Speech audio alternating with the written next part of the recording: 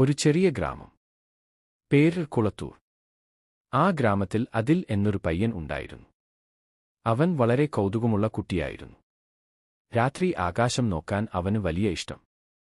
ഒരു രാത്രി അതിൽ വീട്ടിന്റെ മേൽക്കൂരയിൽ ഇരുന്ന് നക്ഷത്രങ്ങൾ നോക്കിക്കൊണ്ടിരുന്നു. അപ്പോൾ പെട്ടെന്ന് ആകാശത്ത് ഒരു വിചിത്രമായ പ്രകാശം കണ്ടു. അത് എന്താണ്? അതിൽ വിചാരിച്ചു. പ്രകാശം പതിയെ താഴേക്ക് വന്നു. ഗ്രാമത്തിന്റെ പുറത്തെ പഴയ വയലിൽ ഇറങ്ങി. അതിൽ ഭയവും ആവേശവും കൂടി അവിടേക്ക് ഓടി. വയലിൽ എത്തുമ്പോൾ അവൻ ഒരു ചെറിയ സ്പേസ്ഷിപ്പ് കണ്ടു. അതിന്റെ വാതിൽ തുറന്നു. അകത്ത് നിന്ന് ഒരു ചെറിയ എലിയൻ പുറത്തേക്ക് ഇറങ്ങി. പക്ഷേ അതിൽ ആദ്യം പേടിച്ചു. പക്ഷേ എലിയൻ ചിരിച്ചു. കൈ കാണിച്ചു. എലിയൻ തന്റെ നെഞ്ചിൽ കൈവച്ച് പറഞ്ഞു, ഞാൻ സാരോ, ദൂരെ ഗ്രഹത്തിൽ നിന്ന് വന്നത്.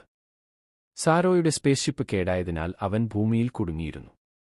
അതിൽ അവനെ സഹായിക്കാൻ തീരുമാനിച്ചു. അടുത്ത ദിവസം അതിൽ തന്റെ കൂട്ടുകാരെ വിളിച്ചു. അവർ ചേർന്ന് സ്പേസ്ഷിപ്പ് ശരിയാക്കി. സാരോ വളരെ സന്തോഷിച്ചു.